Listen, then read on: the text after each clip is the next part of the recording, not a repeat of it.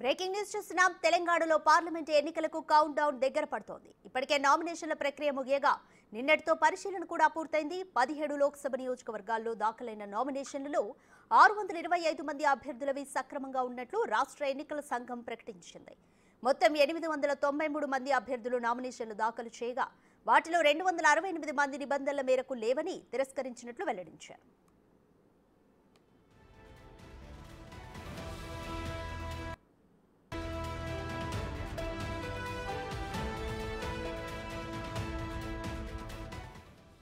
అయితే సోమవారం వరకు నామినేషన్ల ఉపసంహరణకు గడువు ఉంది. దాంతో ఆ తర్వాత తుది జాబితా ఖరారై అభ్యర్థుల విషయంలో క్లారిటీ రానుంది. వాటిలో ప్రస్తుతానికి అత్యధికంగా మెదక్ లోక్సభ నియోజకవర్గంలో 53 మంది అభ్యర్థులు బరిలో ఉన్నారు. అత్యల్పంగా ఆదిలాబాద్ నుంచి 13 మంది అభ్యర్థులు నామినేషన్లు సక్రమంగా ఉన్నట్లు తెలుస్తోంది.